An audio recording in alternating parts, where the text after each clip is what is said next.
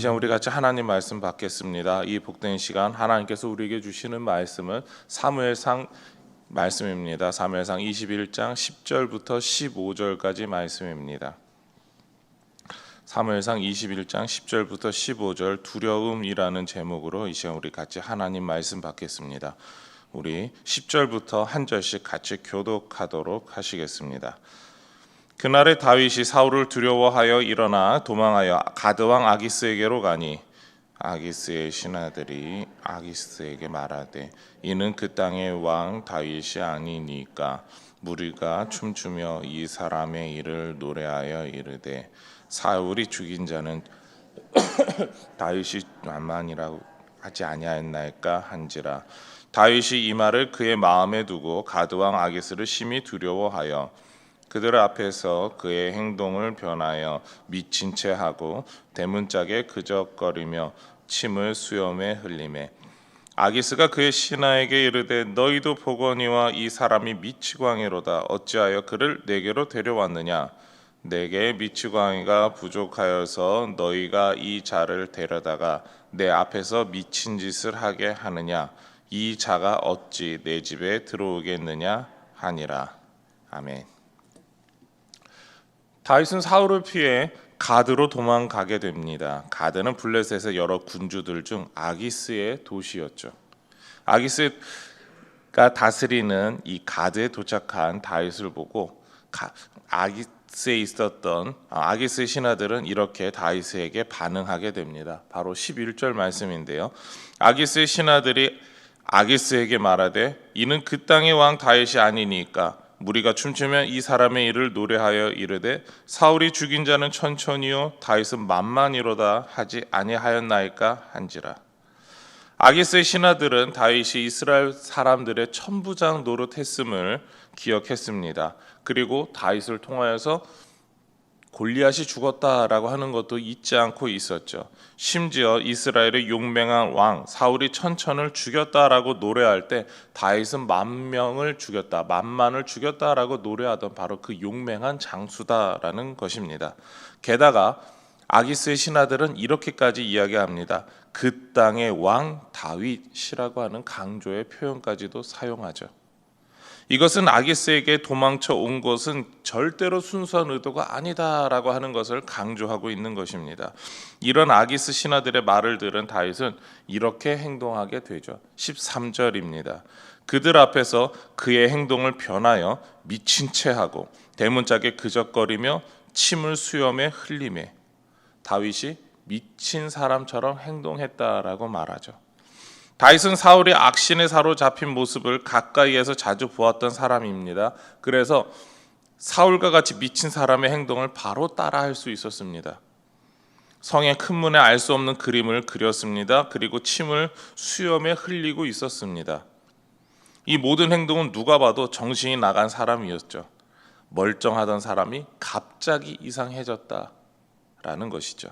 이런 다윗의 행동을 본 아기스 왕은 신하들 앞에서 이렇게 말합니다. 14절과 15절인데요. 아기스가 그의 신하에게 이르되 너희도 보거니와 이 사람이 미치광이로다. 어찌하여 그를 내게로 데려왔느냐? 내게 미치광이가 부족하여서 너희가 이 자를 데려다가 내 앞에서 미친 짓을 하게 하느냐? 이 자가 어찌 내 집에 들어오겠느냐 하니라.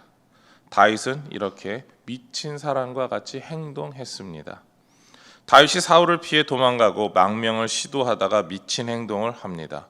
우리는 사울을 피해 도망치는 것만으로도 불쌍하다라고 생각할 수 있습니다. 그런데 다윗은 왜 갑자기 미친 사람처럼 행동했어야 할까요? 그것은 두려움 때문입니다. 12절 말씀을 보면 이렇게 이야기하는데 우리 같이 화면 보고 읽도록 하시겠습니다. 시작. 가드왕 아기스를 심히 두려워하여. 오늘 말씀은 다윗이 이렇게 미친 사람처럼 행동한 이유가 두려움 때문이다라고 말하고 있습니다. 그런데 한 가지 더 우리가 보아야 될 이야기가 있습니다. 그것은 다윗이 사울을 피한 이유 역시 두려움이다라고 말하고 있기 때문입니다. 10절 말씀인데요. 우리 화면을 보고 다시 한 번 더 같이 읽겠습니다. 그날에 다윗이 사울을 두려워하여. 다윗은 사울이 두려워 망명을 시도했다라고 이야기하고 있는 것입니다. 그런데 망명을 간 곳에서 다윗을 향해 보이는 사람들 반응 속에서 또 두려움을 느끼게 되었습니다. 그래서 결론적으로 자기가 할 수 있었던 일은 살기 위해서 미친 척, 미친 사람처럼 행동하는 것이었습니다. 이 다윗이 왜 두려움을 느끼게 되었습니까? 그것은 아기스의 신하들이 했던 그 표현에 있습니다. 사울이 죽인 자는 천천히요, 다윗은 만만이로다라고 사람들이 노래했었습니다라고 하는 그 이야기 속에 있습니다. 자신을 향한 질투와 악의적인 감정, 이 모든 것을 느끼게 된 것이죠. 게다가 이스라엘 백성들 앞에서 사울의 행동이 변하게 됐던 그 시작, 이스라엘 백성들이 노래 불렀던 사울은 천천히요, 다윗은 만만이다라고 노래했던 그 노래 소리가 사울을 미치게 했음을 다윗은 기억하고 있었습니다. 그렇기 때문에 이 천천과 만만이라는 소리가 들렸을 때 다윗은 두려워할 수밖에 없었고, 또 사울이 자신을 죽이려고 했던 행동처럼 이 사람들도 나를 죽일 수 있겠구나, 죽이려고 하겠구나라는 생각에 사로잡혔습니다. 그래서 두려움에 사로잡힐 수밖에 없었던 것이죠. 자신의 목숨이 위태로워짐을 보게 되고 자신이 살기 위해서 미친 척을 한 것이다 라는 겁니다. 저는 이렇게 살기 위해 몸부림치는 다윗을 볼 때마다 안타깝다, 불쌍하다라는 생각을 하게 됩니다. 그리고 얼마나 목숨을 위험을 받았으면 이렇게까지 했을까, 그렇게 생각도 해보았습니다. 그러나 이렇게 생각할 때 다윗의 모습에 있어 뭔가 좀 불편한 것이 있습니다.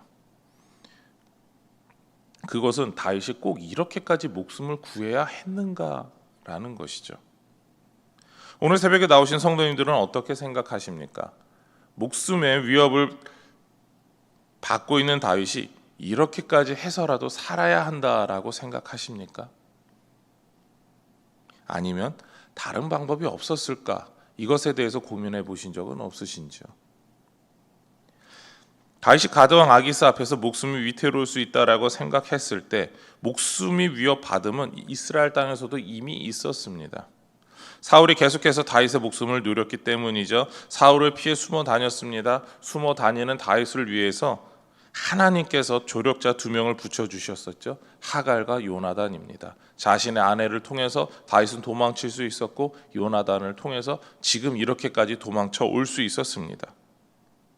이 두 사람은 바로 하나님께서 다윗과 함께 하신다라고 하는 증거였습니다.